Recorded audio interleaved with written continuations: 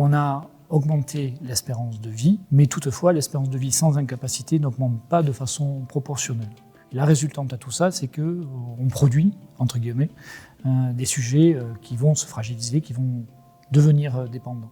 Et l'objectif de la médecine, c'est d'essayer maintenant, encore une fois, de changer de paradigme et d'essayer d'œuvrer pour améliorer vers un vieillissement en santé, c'est-à-dire un vieillissement sans incapacité.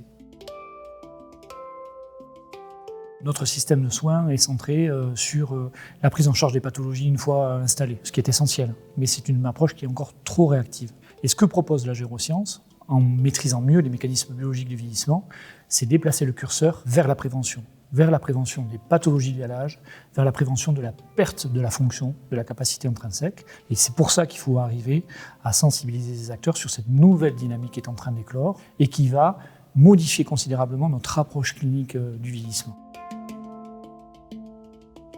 Ce que l'on sait, c'est qu'à partir de 50 ans, de plus en plus les gens commencent à s'intéresser à leur trajectoire du vieillissement.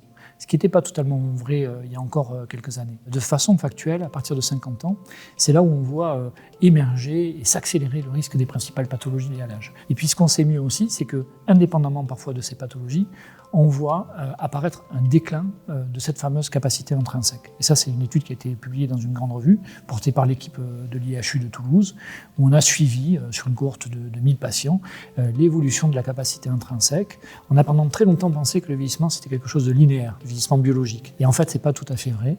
Et au contraire, il y a des éléments de rupture dans le vieillissement biologique, avec des phases d'accélération aux alentours de 50 ans, aux alentours de 60 ans, qui conditionnent l'apparition de ces pathologies.